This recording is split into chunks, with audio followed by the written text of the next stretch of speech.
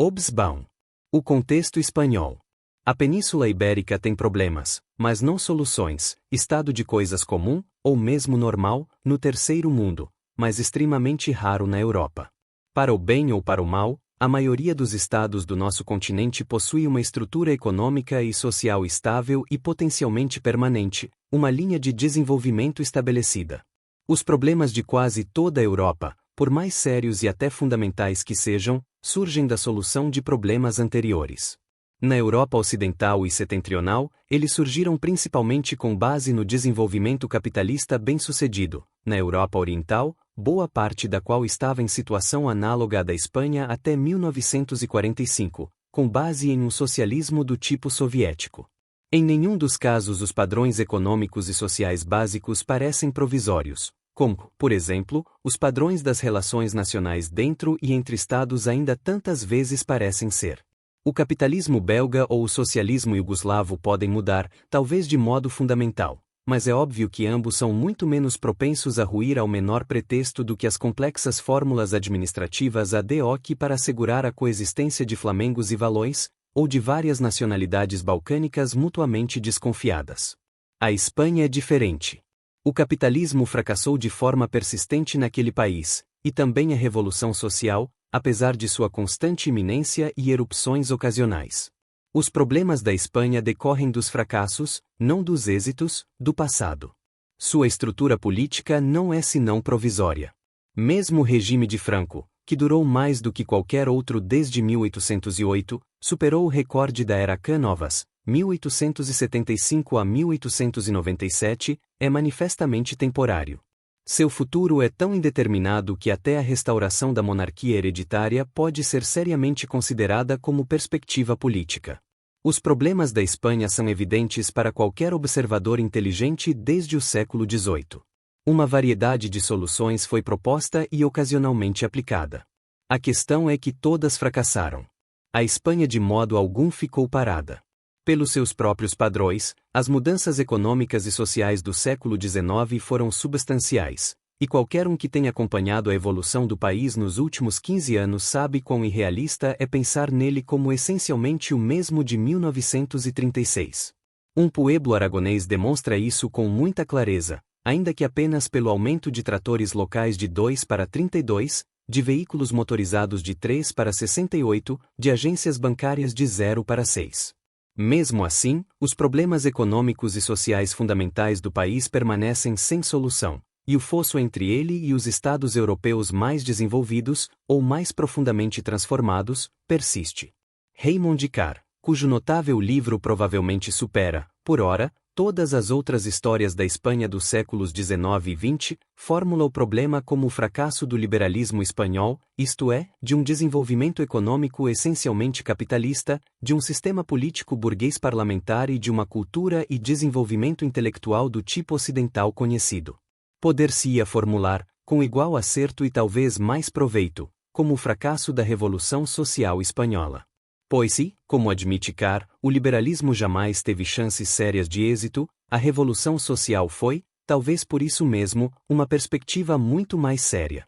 Quaisquer que sejam nossas opiniões sobre as convulsões do período napoleônico, dos anos 1830, que Carr analisa com particular brilho, de 1854 a 1856 ou de 1868 a 1874. Não se pode negar que a Revolução Social de fato irrompeu em 1931 a 1936, que o fez sem ajuda significativa da situação internacional e que o caso é praticamente único na Europa Ocidental desde 1848. Ainda assim, fracassou, e não apenas, ou mesmo primariamente, por causa da ajuda estrangeira concedida a seus inimigos. Não se quer subestimar a importância da ajuda italiana e alemã, nem a não intervenção anglo-francesa na Guerra Civil, a maior determinação do apoio do eixo em comparação ao soviético, ou as notáveis realizações militares da República, que Carr reconhece com razão. É perfeitamente concebível que, sob outra configuração internacional, a República pudesse ter vencido. Mas é igualmente inegável que a Guerra Civil foi uma dupla luta, contra a contra-revolução armada e contra as gigantescas, e em última instância fatais, fraquezas internas da Revolução. Revoluções vitoriosas, dos jacobinos franceses aos vietnamitas, demonstraram capacidade de vencer contra probabilidades tão longas ou até mais longas. A República Espanhola não o fez. Não há grande mistério sobre o fracasso do liberalismo espanhol, embora tanto da história do país no século XIX quanto de sua situação social e econômica básica seja pouco conhecido para permitir análises demasiadamente confiantes. Início da citação de Raymond Carr, abre aspas, as mudanças na estrutura agrícola clássica da Espanha entre 1750 e 1850 foram obtidas por um rearranjo da economia tradicional, por sua expansão no espaço, não por qualquer mudança fundamental. Fecha aspas, Raymond Carr. A explicação de Carr, de que a pobreza do solo e de capital tornou isso inevitável, não é inteiramente convincente. Em essência, a Espanha sustentou uma população em rápido crescimento não por revolução industrial e agrícola, mas por um vasto aumento do cultivo extensivo de cereais, que, com o tempo, exauriu o solo e transformou a Espanha interior em um semideserto ainda mais empobrecido do que já era. Logicamente, a política da ineficiência agrícola cedeu lugar à da revolução camponesa. Início da citação de Raymond Carr, abre aspas, nos anos 1890, os políticos eram intimidados pelo poderosamente organizado interesse do trigo. No século XX, alarmavam-se com a ameaça de revolução nos grandes latifúndios. Fecha aspas, Raymond Carr. A alternativa, culturas comerciais intensivas para exportação, por exemplo, laranjas, não era, em geral, aplicável sem investimentos de custo proibitivo, talvez nem mesmo com eles. Embora Carr pareça excessivamente cético quanto às possibilidades de irrigação, sendo menos quanto ao reflorestamento. A indústria espanhola era um fenômeno marginal, não competitivo no mercado mundial, e portanto dependente do débil mercado interno, notavelmente no caso da Catalunha, dos restos do império. Foi a Barcelona liberal que resistiu com mais ferocidade à independência de Cuba, já que 60% de suas exportações iam para lá. As burguesias catalã e basca não eram base suficiente para o capitalismo espanhol. Como mostrou Vilar, os empresários catalães não conseguiram capturar a direção da política econômica nacional, por isso, recuaram para a postura defensiva do autonomismo, que a República acabaria por lhes conceder, bem como aos bascos. Nessas circunstâncias, a base econômica e social do liberalismo, assim como sua força de choque política, eram frágeis. Como em tantos países subdesenvolvidos, havia duas forças ativas na política: a pequena burguesia urbana, que vivia à sombra da plebe urbana, e o exército, uma instituição destinada a promover as carreiras dos membros mais enérgicos da mesma camada e um sindicato militante para o setor mais poderosamente organizado dos desempregados de colarinho branco, que tinham de olhar para o Estado porque a economia não podia empregá-los. O pronunciamento, curiosa invenção ibérica cujos rituais se tornaram altamente tradicionais, substituiu a política liberal na primeira metade do século XIX. Na segunda metade, transformou-se em um empreendimento comercial especulativo para generais. No século XX, deixou de ter qualquer ligação com o liberalismo. As revoluções começavam com um pronunciamento ou com aquilo que Carr chama de revolução provincial primitiva, levantes plebeus que se espalhavam de cidade em cidade por contágio, ou com ambos. Os pobres em armas eram essenciais, mas perigosos. Os notáveis locais, para não falar dos nacionais, recuavam do perigo sempre presente de revolução social para a fase de comitê, quando o poder local passava para juntas de notáveis com um representante ou dois do povo, enquanto o governo nacional colapsava. Início da citação de Kiernan, abre aspas, a fase final era a reimposição, por um ministério que representava a revolução, do controle do governo central. Fecha aspas, Kiernan. O estudo de Kiernan sobre 1854 descreve e explica esse processo em detalhes. É claro que, no século XIX, quase não havia proletariado fora de Barcelona, que, por conseguinte, se tornou a cidade revolucionária clássica da Europa Ocidental. O campesinato permaneceu por muito tempo politicamente ineficaz, ou carlista, isto é, ligado a políticos ultra-reacionários e hostil por princípio às cidades. O liberalismo espanhol ficou, assim, comprimido no estreito espaço de manobra entre a Revolução Primitiva, sem a qual nada mudaria, e a necessidade de contê-la quase de imediato. Não surpreende que um veículo obrigado a frear quase assim que o pé pisava no acelerador não pudesse ir muito longe. A melhor esperança dos moderados burgueses era colocar no poder algum regime que permitisse o desenvolvimento das forças do progresso capitalista, mas elas nunca se desenvolveram o suficiente. Sua realização mais comum foi achar alguma fórmula que neutralizasse, por algum tempo, a revolução social ou os ultra-reacionários mediante a combinação de pelo menos duas das três forças da política oficial: exército, coroa e partidos oficiais. Como mostra Carr, este foi o padrão da política espanhola: exército mais políticos nos anos 1840, coroa mais políticos depois de 1875, exército mais coroa sob Primo de Rivera nos anos 1920, e o colapso da coroa quando ela alienou as outras duas, como em 1854, 1868 e 1931. Quando não havia coroa, tinha de haver uma ditadura militar ad hoc. Ainda assim, Franco não é simplesmente o sucessor de Afonso. No século XX, as forças da Revolução Social tornaram-se mais fortes do que haviam sido no XIX, porque a Revolução manteve seus ativos primitivos ao mesmo tempo em que adquiriu dois novos e formidáveis: a Revolução Camponesa e o Movimento Operário. É o fracasso deles que coloca o grande problema da história espanhola e talvez lance luz sobre vários outros países subdesenvolvidos. Esse fracasso deveu-se aos anarquistas. Isso não significa que a notável ineficácia da Revolução Espanhola se deva apenas ao acidente histórico de a Espanha ter sido colonizada por Bakunin mais do que por Marx. Mesmo isso não é exatamente um acidente. É característico do isolamento cultural dos países subdesenvolvidos no século XIX que, tantas vezes, ideias sem importância no mundo mais amplo se tornassem imensamente influentes ali, como a filosofia de Certo Krause na Espanha, ou a política de Augusto Conte no México e no Brasil. Os fatos da geografia e da história espanholas jogam contra um movimento coordenado nacionalmente, mas países com diversidade regional pelo menos tão grande e diversidade nacional ainda maior conseguiram, como a Iugoslávia. O universo autárquico do pueblo espanhol fez por muito tempo das mudanças nacionais o resultado de plebiscitos periódicos por ação direta de seus municípios. Mas outros países também conhecem o fenômeno do localismo extremo, por exemplo, a Itália. Todas as revoluções espanholas, como mostra Carr, tinham um estilo arcaico próprio, independentemente dos rótulos ideológicos que ostentavam.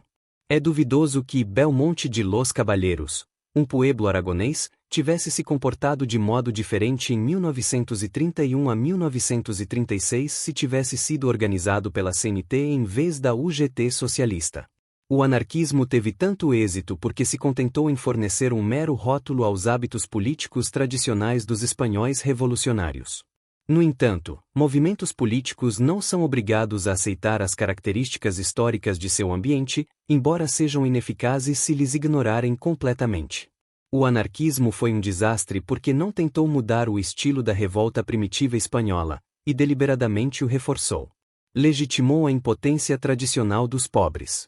Transformou a política, que mesmo em sua forma revolucionária é uma atividade prática, em uma espécie de ginástica moral, uma exibição de devoção individual ou coletiva, de autossacrifício, heroísmo ou autoaperfeiçoamento, que justificava seu fracasso em alcançar resultados concretos com o argumento de que só a revolução valia a pena ser combatida, e seu fracasso na revolução com o argumento de que qualquer coisa que envolvesse organização e disciplina não merecia esse nome.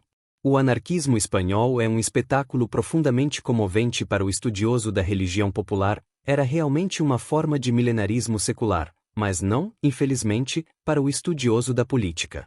Desperdiçou oportunidades políticas com uma persistência maravilhosamente cega. As tentativas de conduzi-lo por um curso menos suicida tiveram êxito tarde demais, embora tenham sido suficientes para derrotar o levante dos generais em 1936. Mesmo assim, triunfaram de modo incompleto. O nobre pistoleiro do Ruti, que simbolizava tanto o ideal do militante anarquista quanto a conversão à organização e à disciplina da guerra real, provavelmente foi morto por um de seus próprios camaradas. Puristas. Isso não é negar a notável realização do anarquismo espanhol, criar um movimento operário que permaneceu genuinamente revolucionário. Sindicatos social-democratas, nos últimos anos, até comunistas raramente conseguiram escapar à esquizofrenia, ou à traição, de suas convicções socialistas, pois, para fins práticos, isto é, quando atuam como militantes ou dirigentes sindicais, geralmente precisam agir sob a suposição de que o sistema capitalista é permanente. A CNT não o fez, embora isso não a tornasse um órgão particularmente eficaz para fins sindicais. Em geral, ela perdesse terreno para a UGT socialista desde o triênio bolchevique de 1918 a 1920 até depois da eclosão da Guerra Civil, exceto onde a força dos pistoleiros anarquistas e a longa tradição mantinham rivais fora do campo, como na Catalunha e em Aragão. Ainda assim, os trabalhadores espanhóis, bem como os camponeses, permaneceram revolucionários e agiram de acordo quando surgiu a ocasião. É verdade que não foram os únicos a conservar o reflexo da insurreição. Em vários outros países, trabalhadores formados na tradição comunista ou na do socialismo maximalista reagiram de modo semelhante quando ninguém os impediu, e só em meados da década de 1930 esse reflexo passou a ser ativamente desencorajado no movimento comunista internacional. Mais uma vez, nem os socialistas nem os comunistas espanhóis podem ser absolvidos de responsabilidade pelo fracasso da revolução. Os comunistas ficaram tolhidos pelo extremo sectarismo da política da Internacional em 1928 a 1934, justamente quando a queda da monarquia, em 1931, abria possibilidades de estratégias de aliança que não lhes foi permitido, e provavelmente não estavam dispostos, utilizar senão alguns anos depois. Se sua fraqueza lhes teria permitido usá-las com eficácia na época é outra questão. Os socialistas oscilaram do oportunismo para um maximalismo estrategicamente cego depois de 1934, o que serviu para fortalecer a direita mais do que para unir a esquerda. Como eram visivelmente muito mais perigosos para a direita do que os anarquistas, que nunca foram mais do que um problema policial rotineiro, tanto porque estavam melhor organizados quanto porque integravam governos republicanos, a reação que desencadearam foi muito mais séria. Ainda assim, os anarquistas não podem escapar a uma responsabilidade maior. Sua tradição era básica do trabalho organizado na maior parte das regiões da República que sobreviveram ao levante militar inicial, e tradições tão enraizadas são difíceis de mudar. Além disso, potencialmente continuavam a ser o movimento majoritário da esquerda na República. Não estavam em posição de fazer a revolução com que sonhavam. Mas, quando a decisão do governo da Frente Popular de resistir ao levante militar por todos os meios, inclusive armando o povo, transformou uma situação de fermento social em revolução, eles foram seus principais beneficiários iniciais. Parece haver pouca dúvida sobre a preponderância inicial dos anarcossindicalistas nas milícias armadas, e nenhuma sobre sua dominação do grande processo de sovietização, no sentido original da palavra, na Catalunha, em Aragão e no litoral mediterrâneo, que, com Madrid, formavam o núcleo da República. Os anarquistas, assim, moldaram ou formularam a revolução que os generais haviam se levantado para impedir, mas que, na verdade, provocaram. Porém, restava travar a guerra contra os generais, e eles eram incapazes de fazê-lo de modo eficaz, seja no sentido militar, seja no político. Isso era evidente para a grande maioria dos observadores e voluntários estrangeiros, especialmente na Catalunha e em Aragão. Lá, revelou-se impossível sequer levar as unidades subdimensionadas e mal equipadas da Frente Crucial de Aragão os 60.000 fuzis que desfilavam nas ruas da cidade, quanto mais as metralhadoras e tanques disponíveis. Uma nova escola de historiadores libertários, incluindo o formidável intelecto de Noam Chomsky, relutante em admitir que os comunistas tinham a única política prática e eficaz para esse fim, e que o rápido crescimento de sua influência refletia esse fato, tem recentemente questionado a ineficácia do modo anarquista de conduzir a guerra. Infelizmente, isso não pode ser negado.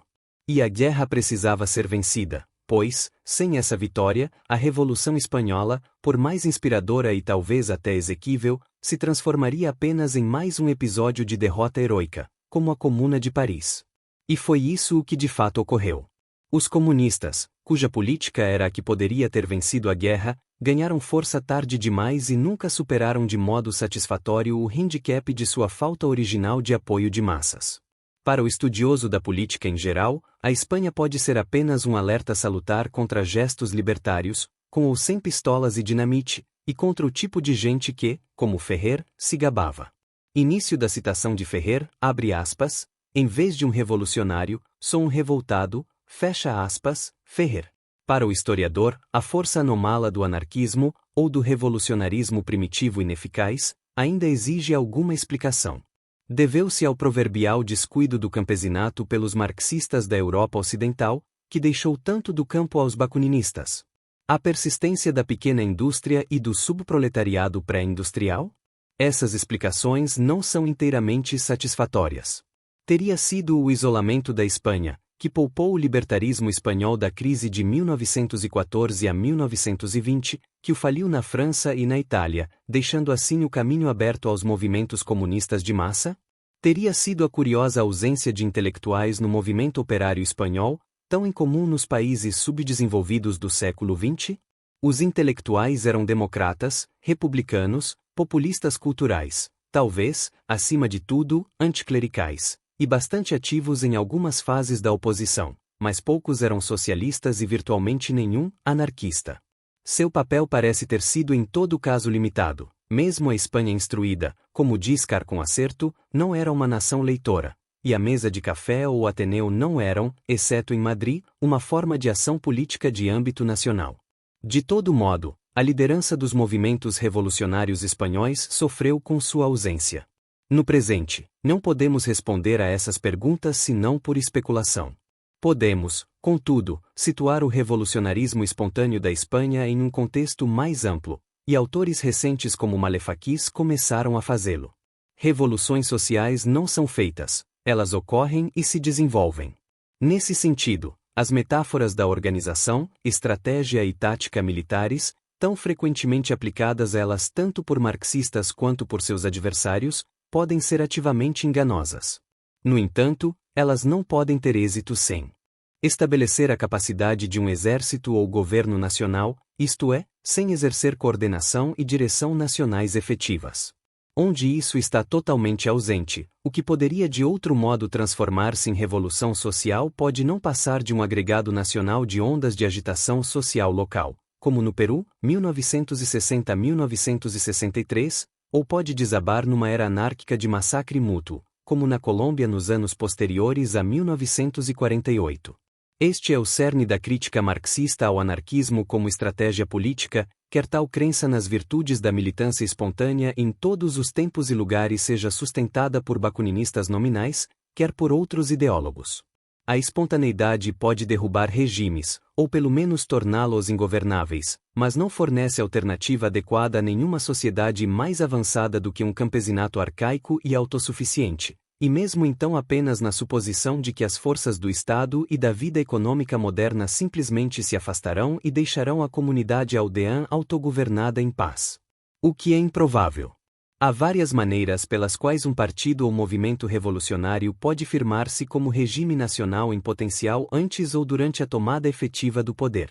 Os partidos comunistas da China, do Vietnã e da Iugoslávia conseguiram fazê-lo no curso de uma longa guerra de guerrilha, da qual emergiram como poder de Estado. Mas, à luz das evidências do nosso século, isso parece excepcional. Na Rússia, um partido bolchevique brilhantemente dirigido conseguiu firmar-se, entre fevereiro e outubro de 1917, como líder da força política decisiva, a classe trabalhadora nas cidades capitais e uma parcela das forças armadas, e como o único contendente efetivo ao poder de Estado, que passou a exercer assim que tomou o centro nacional do governo, derrotando. É certo que com grande dificuldade e a grande custo, os exércitos contra-revolucionários e as dissidências locais ou regionais que careciam dessa coordenação. Esse foi essencialmente o padrão das revoluções francesas vitoriosas entre 1789 e 1848, apoiadas na captura da capital combinada com o colapso do antigo governo e com a incapacidade de estabelecer um centro nacional alternativo eficaz de contra-revolução. Quando as províncias não se alinhavam e um governo contra-revolucionário alternativo lograva firmar-se, como em 1870-1871, a Comuna de Paris estava condenada. Uma revolução pode se firmar ao longo de um período mais extenso de conflito aparentemente complexo e opaco, mediante a combinação de uma aliança de classes razoavelmente estável, sob a hegemonia de uma força social, com certas bases regionais fortes de poder. Assim, a Revolução Mexicana emergiu como regime estável após 10 anos de mortífera luta civil, graças à aliança daquilo que viria a ser a burguesia nacional com a classe trabalhadora urbana, subalterna, conquistando o país a partir de uma base de poder estável no norte. Dentro desse enquadramento, fizeram-se as concessões necessárias às áreas camponesas revolucionárias e a vários chefes regionais virtualmente independentes. Passo a passo, um regime nacional estável foi construído nos 20 anos que se seguiram ao estabelecimento da base sonorense. A situação mais difícil para a revolução é provavelmente aquela em que se espera que ela cresça a partir da política reformista, em vez do choque inicial da crise insurrecional combinada com mobilização de massas. A queda da monarquia espanhola em 1931 não resultou de uma revolução social, mas antes da ratificação pública de uma mudança muito geral de opinião entre as classes políticas da Espanha contra a monarquia. Os novos republicanos talvez pudessem ter sido impelidos decisivamente para a esquerda, mais especificamente, para a revolução agrária, pela pressão das massas. Mas, no momento em que estavam mais suscetíveis a ela, e com mais medo dela, em 1931, isso não ocorreu. Os socialistas moderados podem ou não ter desejado organizá-la, mas os comunistas e os anarquistas, que certamente o desejavam, fracassaram na tentativa. Não se pode simplesmente culpá-los por esse fracasso. Havia razões evitáveis, talvez predominantemente, inevitáveis para que, início da citação de Malefaquis, abre aspas, em geral os recrutadores da CNT e os comunistas estivessem tão distantes do humor camponês predominante que ambas as organizações permaneceram principalmente urbanas ainda em 1936, fecha aspas, Malefaquis. O fato é que, início da citação de Malefaquis, abre aspas, a rebelião camponesa tornou-se uma força significativa após 1933, não em 1931, quando poderia ter sido politicamente mais eficaz, fecha aspas, Malefaquis. E, depois de 1933, serviu para mobilizar a reação de modo tão eficaz quanto, no longo prazo, de modo mais eficaz do que, as forças da Revolução. A Revolução Espanhola foi incapaz de explorar o momento histórico em que a maioria das revoluções bem-sucedidas estabelece sua hegemonia, o intervalo de tempo em que seus inimigos potenciais ou reais estão desmoralizados, desorganizados e incertos sobre o que fazer. Quando irrompeu, ela enfrentou um inimigo mobilizado. Talvez isso tenha sido inevitável. Mas também enfrentou a batalha pela sobrevivência, que mostrou-se incapaz de vencer. Provavelmente isso não era inevitável. E assim a recordamos, especialmente nós, para cujas vidas ela pertence, como um sonho maravilhoso do que poderia ter sido, uma epopeia de heroísmo, a Ilíada daqueles que foram jovens nos anos 1930. Mas, a menos que pensemos nas revoluções apenas como uma série de sonhos e épicos, o tempo da análise deve suceder o das memórias heroicas. 1966